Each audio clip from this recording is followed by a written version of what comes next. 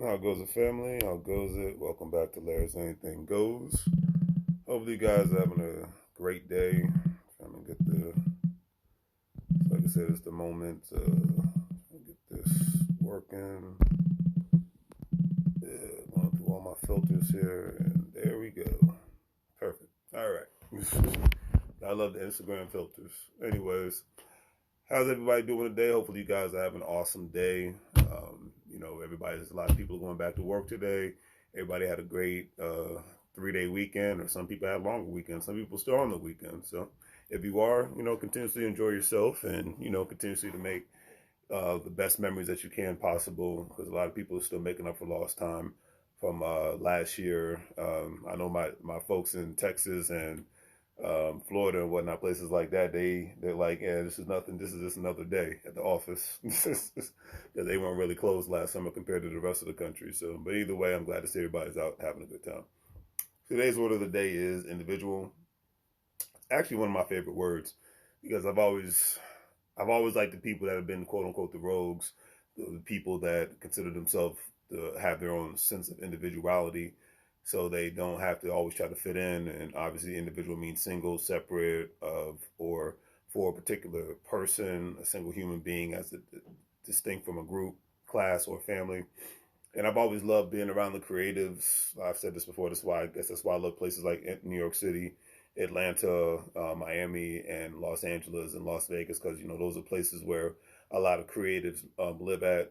Even Seattle and the Portland area on the West Coast, a lot of the creatives live there. The movers and the shakers, the people that aren't that big on being conformists, the people that don't mind dressing outside of the box, thinking outside of the box, the people that don't mind hanging out with people that might not look like them, or hanging out with people that might not think like them.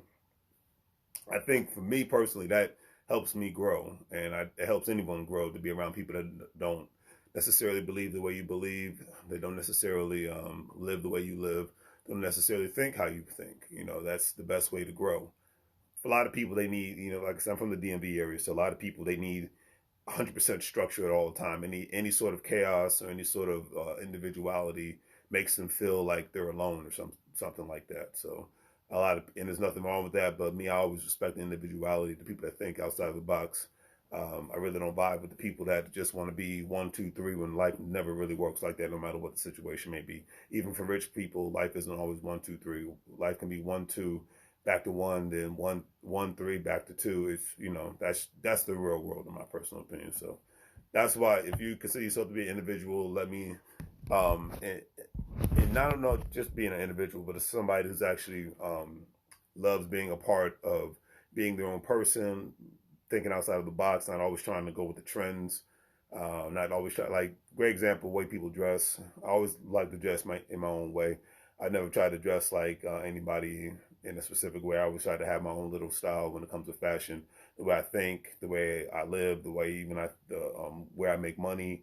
I've always wanted to be outside of the box. Some people are just comfortable with the normal one, two, three lifestyle, and that's cool. Me, I like a little bit of chaos and stabilization all at the same time. I like a little bit of outside of the box mentality, and that's what makes me as an individual a little special in that way. And of course, there's a lot of people that think like that, and for those people, I commend you. All right. Speaking of a person who lived outside of the box and thought outside of the box, Louis Armstrong. Louis Armstrong, one of the greatest musicians on the planet. Um, Funniest thing is, I remember when he actually did, and this is like, I believe it was back in the late 50s or early 60s, where he actually performed on an event in Africa. I think it was, to be specific, it was Ghana, I believe. Ghana or Nigeria, most likely Ghana. And, the fact that for him to do something like that, because that was a time frame where African Americans were just weren't starting, but were trying to connect more and more with people from the African continent.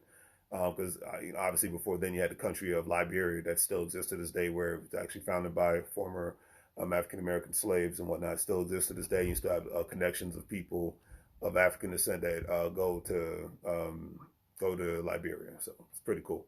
But anyways, today's quote of the day by Louis Armstrong he stated, and I quote, "Musicians don't retire; they stop when there's no more music in them." And I actually agree with that, and I use that because we've all been sold this measurement of what retirement is. It's an age, and you're supposed to put in whatever job you're at, and you're supposed to invest for your retirement, save for your retirement until you turn 62, 65, 70 years old, whatever have you. I've seen people work till the day they die. My mindset is, if you truly love what you do, and you've made a lot of money in what you do, then my mindset is there's no reason to stop.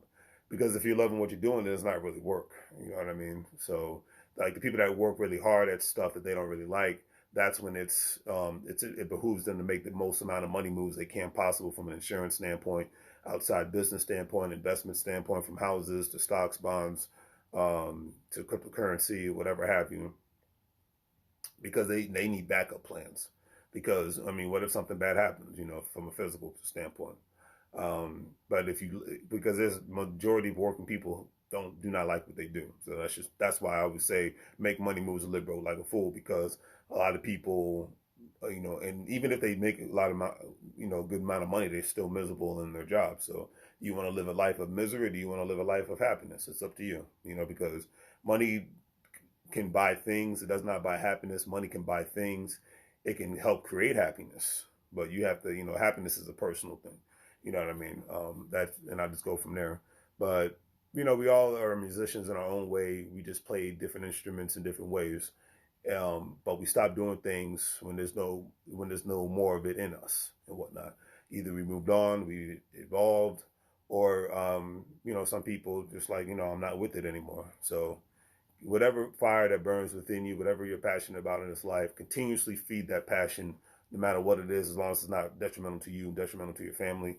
Feed that passion, whether it's working out, whether it's a business, whether it's being artistic in any sort of way, whether it's, making people laugh, making music, whatever the case may be.